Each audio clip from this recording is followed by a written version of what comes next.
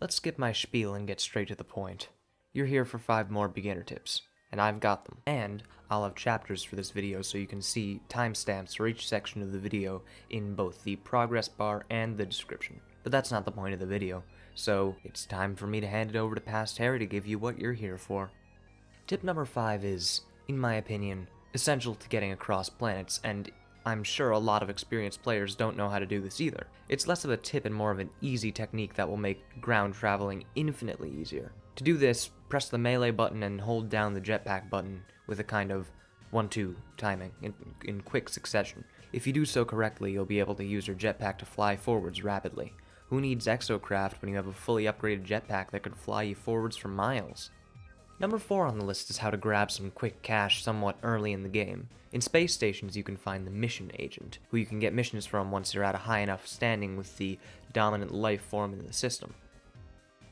To put it simply, standing is the reputation level you have with every individual species of life form, the 3 of those being Gek, Vy'keen, and Korvax. Your standing with a certain life form goes up when you give them gifts during conversations and do certain missions at the mission board, and it goes down when you attack civilians and freighters in space, or answer a question incorrectly in a conversation. Once you give a few gifts to whatever life form is dominant in your system, you'll be able to take missions from the mission agent, and those missions will reward you with anything from units to nanites to rare trade items that you can sell for a good price. Plus, doing more missions from various species and guilds will unlock more difficult missions with higher stakes and rewards.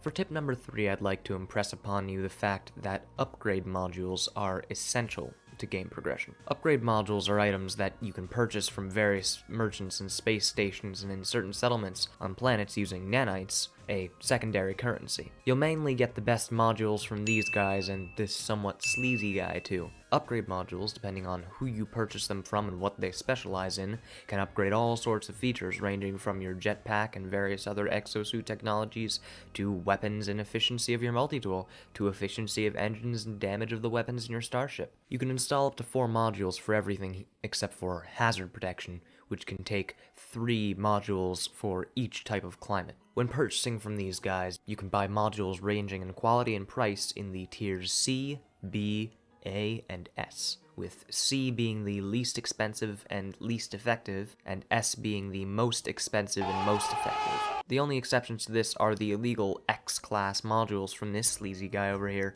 which, if you're willing to spend tons of Quicksilver, which is a tertiary currency, you can buy hundreds of these to get bonuses better than S-class modules, but Quicksilver is hard to come by, and illegal modules can also be really terrible. You can get random stats, and so it's a very small chance of getting really great stats. So I recommend you stick with nanites and normal modules, what with how dependable they are. Number 2 is about how to easily escape Sentinels in space.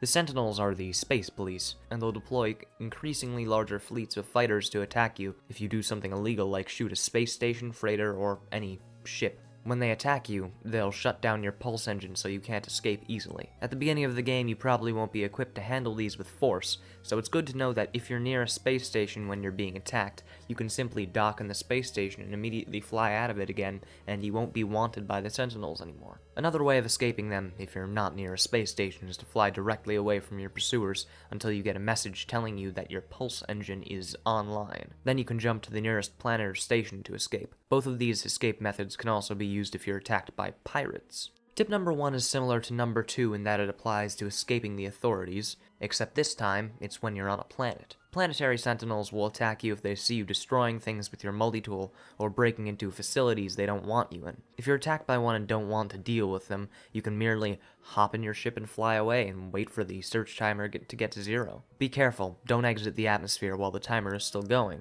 because if you do, the Space Sentinels will be after you. Another way of doing this is to just run away from the Sentinels, perhaps digging a hole in the ground or hiding in a cave to make sure they don't see you before the timer runs out. But perhaps the easiest way of escaping Sentinels is to get into your ship and get out again, which auto-saves your game, and then going to the menu and selecting Reload Autosave. Be careful not to do manual save, select Reload Autosave, which will load you back into the exact place you just saved, except without the Sentinels being after you. However, if you're on PS4, Xbox One, or a slow PC with a hard drive that is comparable to those consoles, then this last method isn't recommended because it'll take a really long time to load back into the game. Back to you, Future Harry.